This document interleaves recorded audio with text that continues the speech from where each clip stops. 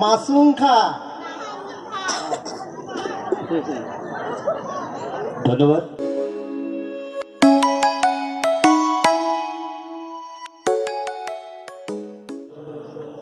তেখেতক আপোনালোক সকলোৰে হৈ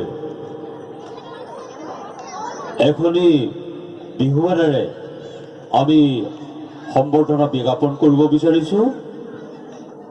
আৰু প্ৰাঞ্জল মোহন আছে, আপোনালোক সকলোৰে হৈ প্ৰাঞ্জল মহলে গামোচাখনি তেখেতক অৰ্পণ কৰিব।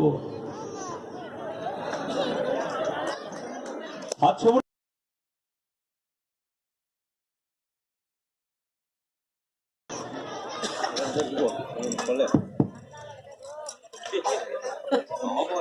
Masungkha wa api pinang pume pikai tanglai roi kom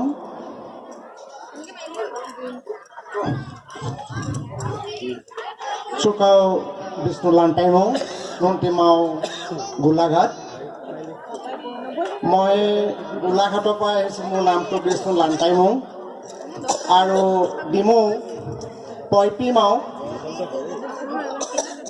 2013 এই নতুন বৰ্ষ সকলো লোকে মোৰ ফালৰ পৰা নতুন বৰ্ষৰ উলগ যাচিছোঁ। আৰু আপোনালোকে এতিয়া সাংস্কৃতিক সন্ধ্যা চাম বুলি ইয়াত ৰৈ আছে। মই বেছি সময় নকওঁ, কাৰণ মই যোৱাকালি কাউণ্টিং অফিচাৰ হৈ এই পদুম ফুল হাত আৰু কিবা হাতী এইবিলাক দেখিয়ে আহিছোঁ। আপোনালোকে হয়তো ইয়াত কোনোবাই উঠি মেলি বিজয়ীও হৈছে কিজানি, গতিকে মোৰ টোপনিও অলপ ক্ষতি হৈ আছে। তথাপিতো মই নকলে দুটামান কথা নহ'ব। টাই সাংস্কৃতিক, টাই জাতি,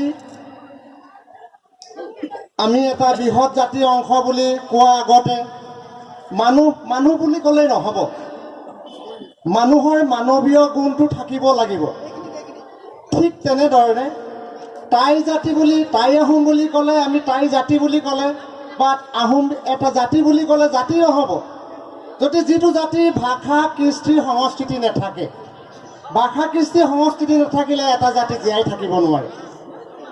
আটাইতকৈ পৰিতাপৰ কথা, এটা জাতিক সংগঠিত কৰি ৰাখে হয় ভাষা নহয় ধৰ্ম।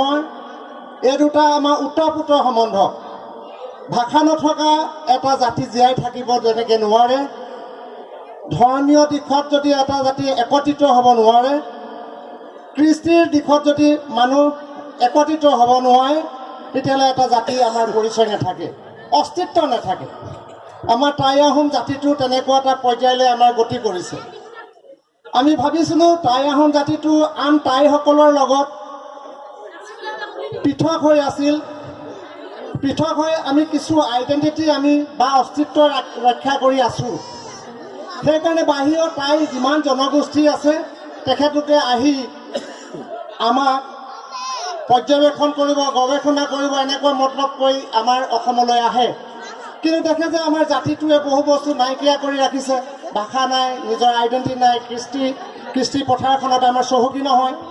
আমাৰ যিখিনি কৃষ্টি আছে আমি অসমীয়া আমাৰ জাতিলৈ আমি এৰি দিছোঁ। আৰু আজি অসমীয়া জাতিত আমাৰ যিখিনি সংপৃক্ত হৈ আছে, এইখিনি যে আমি টাই আহোমৰ কৃষ্টি আমি আজি পৰিচয় দিব নোৱাৰা হৈছোঁ, বা আমাৰ সেইখিনিক আমি ধৰি ৰাখিব নোৱাৰা হৈছোঁ, উপস্থাপন কৰিব পৰা নাই। এই কথাখিনি আমি উপলব্ধি যদি নকৰোঁ, আমাৰ জাতীয় স্বকীয়তা ৰক্ষা নকৰে। আটাইতকৈ ডাঙৰ কথা, আমাৰ 1300 শতাব্দীত চাওলুং চুকাফাই আমাৰ আমাৰ এই ভূমিলৈ আহি যি বৃহৎ অসম সংগঠিত কৰিলে। আজিকালি এটা চামে এতিয়া কি কৈছে, শংকৰ আৰু আজানহে এই আমাৰ জাতিটো আমাৰ প্ৰতিষ্ঠা কৰিলে। যদি আমাৰ ভৌগোলিকভাৱে, ৰাজনৈতিকভাৱে, কৰ্ম সংস্কৃতিয়ে যদি আমাৰ এটা সক্ৰিয় জাতি আমাৰ চুকাফাই লৈ নাহিলহেঁতেন, আজি অসমীয়া জাতি অসমত প্ৰতিষ্ঠা নহ'লহেঁতেন। এতিয়া কথা হ'ল, আমাৰ এই অসমীয়া জাতিটোক এতিয়া কোনোৱে ক'ব বিচাৰে যে বেলেগ কেইজনমান ধৰ্মীয় গুৰুৱেহে আমাক আগুৱাই লৈ গৈছে। আমি এইখিনি বিতৰ্কলৈ নাযাওঁ, কিন্তু আমি নিজকে পৰিচয় ৰাখিব লাগিব, তেতিয়াহে আমি জাতিৰ স্বীকৃতি পাব পাৰোঁ। আৰু এটা কথা, আমাৰ আজি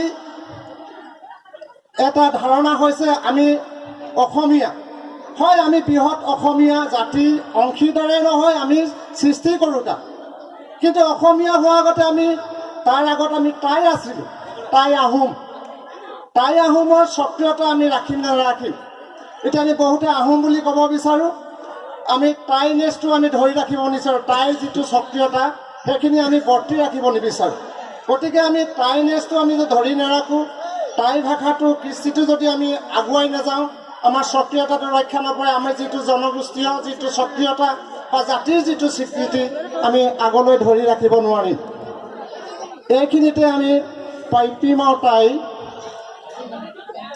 আমাৰ এই অনুষ্ঠানটো আমাৰ ইয়াত ডিমৌত এতিয়া দ্বিতীয়বাৰৰ কাৰণে অনুষ্ঠিত হৈছে। খাৰুৱা দলত আমাৰ ইতিমধ্যে আমি এবাৰ পাতি গৈছোঁ, তাৰ বকতাত পাতিছে, তাৰ আগতে কাংচুপাছত পাতিছে আৰু আমাৰ বৰপথাৰ ধনচিৰিত এবাৰ পাতি গৈছে। এইবছৰ আমাৰ ডিমৌত আকৌ পুনৰ এই বৰুৱা চাংমাই গাঁৱত আমাৰ পাতিছে। এই ক্ষেত্ৰত আমি পইপিমাওটো আমি যেনেকৈ আমি হৰ্ণবিল ফেষ্টিভেল, নাগাসকলৰ হৰ্ণবিল ফেষ্টিভেল যেনেকৈ আমাৰ কি হৈছে, আমাৰ নৰ্থ ইষ্টত এতিয়া জনপ্ৰিয় হৈছে। অৰুণাচলত পইপিমাও টাইটো আমাৰ নতুন বছৰটো এতিয়া অতিকে আমাৰ কি হৈছে আদৰৰ এটা অনুষ্ঠান হৈছে, জনপ্ৰিয় অনুষ্ঠান। লগতে কৃষ্টি সংস্কৃতি প্ৰসাৰৰ কাৰণে এখন ভেটি প্ৰতিষ্ঠা কৰি দিছে। তেওঁলোকে টাইসকলক ইণ্টাৰনেশ্যনেলি সকলো টাইবিলাকক মাতিছে। আমি জানো নৰ্থ ইষ্টৰ বা ভাৰতবৰ্ষত থকা আহোম, খামটি, খামিয়াং, ফাকে, আইটন, টুৰুং এই 6 জনগোষ্ঠীৰ উপৰিও এইবাৰ মণিপুৰৰ পৰা টাইলাইসকলো আহিছে। টাইলাইসকলো আমাৰ কি হৈছে, আমাৰ লগত আমি এতিয়া 6টা নহয় 7টা জনগোষ্ঠী হৈছে। এই টাইলাইসকলেও স্বীকৃতি দিছে আমি টাই মানুহ। তেওঁলোকে অহা বছৰ আমাৰ লগত আহি কালচাৰ বা তেওঁলোকৰ সংস্কৃতিখিনি আমাক উপস্থাপন কৰিব। আমাৰ দুজনমান আমাৰ ইয়াতে থকা আমাৰ ৰাকেশ কোঁৱৰ বুলি, তেওঁ অলপতে টাইলাইৰ ওপৰত অধ্যয়ন কৰি আহিছে। তেওঁলোকৰ জাতিটো এতিয়া এনেধৰণে সংগঠিত হৈ আছে, আমি আজিলৈকে গম নাপাওঁ যদিও সংগঠিত জাতি এটা তেওঁলোকে অতি সোনকালে ৰিভাইভ কৰিব। আমি আহোমখিনি আমাৰ ইমান ডাঙৰ জনগোষ্ঠীয় সংগঠন, কিন্তু আহোমখিনি ৰিভাইভ কৰিব পৰা নাই। আমি অৰ্থনৈতিকভাৱে সবল, ৰাজনৈতিকভাৱে পিছপৰা নহয়, আমি ৰাজনৈতিকভাৱেও সবল। এতিয়া আমাৰ সেইকাৰণে খামটি বন্ধুসকলে কয় আহোমসকলৰ চব আছে, কিন্তু নাই কি সংগঠিত ৰূপত আমাৰ একত্ৰিত হ'ব পৰা নাই। গতিকে আমি জাতিটো আমি উপস্থাপন কৰিব পৰা নাই, জাতিটো সংগঠিত ৰূপত আমি আগুৱাই নিব পৰা নাই। খামটিসকলতকৈ আমাৰ জনগোষ্ঠী বেছি। আৰু চুকাফাই যিখন ৰাজ্য প্ৰতিষ্ঠা কৰিছিল, আমাৰ থাইলেণ্ডৰ আধা থাইলেণ্ড যিখন দেশ, তাৰ আধা অংশটো আমাৰ চুকাফাই প্ৰতিষ্ঠা কৰা দেশখন আমাৰ আহোমসকলৰ চাওফাসকলে প্ৰতিষ্ঠা কৰিছিলে। গতিকে চব ইমান বৃহৎ এখন দেশ আমি কেনেধৰণে এটা জাতি কেনেধৰণে আমি পিছুৱাই আছোঁ। আৰু এতিয়া আমাৰ 2027 চনত আমাৰ আহোমসকল আমাৰ সৌমাৰ পীঠলৈ আমাৰ ইয়ালৈ অহাটো আমাৰ 800 বছৰ হ'ব। 800 বছৰত আমি এতিয়া পণ কৰিছোঁ আমাৰ জাতিটো যাতে কৃষ্টি আৰু সংস্কৃতিৰ লগতে ভাষাটো আগুৱাই যাব পাৰোঁ। আমি বেছি বিচৰা নাই, গোটেই অসমত 200মান যদি মানুহ আমি নিজৰ ভাষাত পৰিপক্কতা আহে, তেতিয়া আমি জাতিটো জীয়াই থাকিম। আমাৰ পুথি পাঁজিবিলাকে জীয়াই নাৰাখে। আজি সাঁচিপাতৰ পুথিখিনিয়ে আমাক জীয়াই নাৰাখিব। সেই পুথিখিনি যেতিয়া আমাৰ শেষ হৈ যাব, আহোমৰ সক্ৰিয়তা, আহোম জাতিটো সেইদিনাই শেষ হ'ব। গতিকে আমি যদি ভাষাটো নিশিকোঁ, আমাৰ কৃষ্টিখিনি যদি উপস্থাপন নকৰোঁ, গতিকে আমাৰ জাতি সংগঠিত নহ'ব। মই ভাবোঁ এই বৰুৱাই চাংমাই গাঁৱত এই আমাৰ যিখিনি আমাৰ নিজৰ পইপিমাও বুলি আগুৱাই যাব লাগে, হৰ্ণবিল ফেষ্টিভেলৰ নিচিনাকৈ আমাৰ এই আহোমৰ পইপিমাও অনুষ্ঠানটো আগুৱাই যাব লাগে আৰু মানে সমাজত জাকত জিলিকা অনুষ্ঠান হৈ পৰিব লাগে।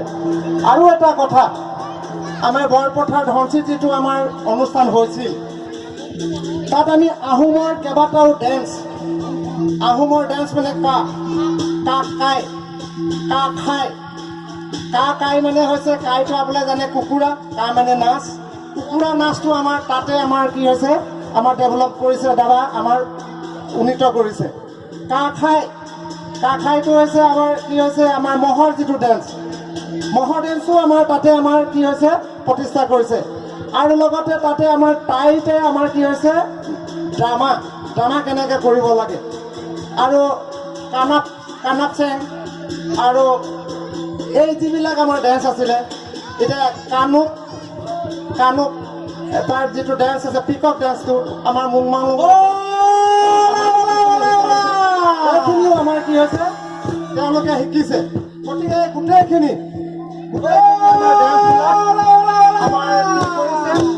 আমাৰ ল'ৰাসকলে আগুৱাই লৈ গৈছে আপোনালোকে তাত পৰিৱেশন কৰিব আৰু লগতে সেইবিলাক আপোনাৰ চাব চাই আপোনালোকৰ ল'ৰাসকলকো বা আপোনাৰ কণকণসকলক আগুৱাই লৈ যাব বুলি মই ভাবিছোঁ আৰু আমাৰ যিবিলাক ডেন্স এই ডেন্সত আপোনালোকে ভাবিছে নেকি যে এই যিসকলে আজি পিকক ডেন্সটো নাচিব আপোনালোকে সাধাৰণ বুলি নাভাবে আমাৰ প্ৰবক্তা এগৰাকী কলেজৰ প্ৰবক্তা এগৰাকীয়ে নাচিব অইলৰ এজন আমাৰ চাকৰিয়ালে নাচিব আমাৰ শিক্ষিত ছাত্ৰইহে আগুৱাই লৈ গৈ আছে আমাৰ এইখিনিয়ে যাতে আমাৰ গাঁৱে সকলোৱে অংশগ্ৰহণ কৰিব পাৰে আৰু এই কথাখিনি সকলোৱে মনোযোগ দিব লাগে আৰু এতিয়াতো আপোনালোকে দেখিছে এটা ফুংফাই এইটো যিটো আমাৰ উত্তোলনৰ কাৰণে ৰৈ আছে সাজু কৰি আছে আমাৰ এইটো আমাৰ যিকোনো পয়বিলাকত এটা আমাৰ মাংগলিক অনুষ্ঠান ফুং মানে হৈছে ওপৰলৈ আমাৰ উৰাই পঠোৱা ফাই মানে হৈছে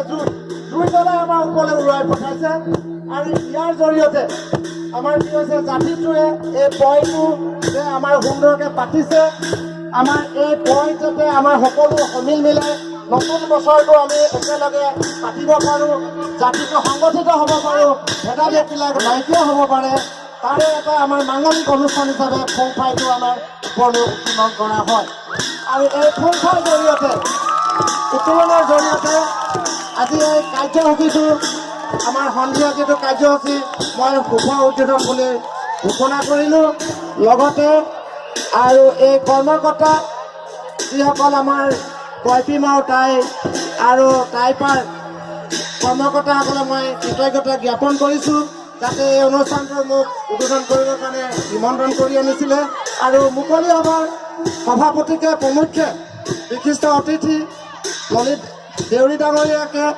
আৰু মহেন্দ্ৰ সিং চৌহান ডাঙৰীয়াকে আৰু লগতে সুদূৰ অৰুণাচলৰ পৰা অহা বন্ধু মঞ্চ কুলেন্দ্ৰ কুঞ্চ লগতে উইথ এই সকলো লোকে মোৰ আন্তৰিক কৃতজ্ঞতা আৰু সমূহ বৰুৱা চাংমাই গাঁৱৰ আমাৰ নিবাসীক মোৰ আন্তৰিক উল্লাস জনাই নতুন বছৰৰ এই কাৰ্যসূচীটোৰ শুভ উদ্বোধন কৰি মোৰ চমু বক্তব্য সামৰণি মাৰিম খুব চৌখা শ্ৰদ্ধাৰ আমন্ত্ৰিত বিষ্ণু ৰাম টাইমং দেৱলৈ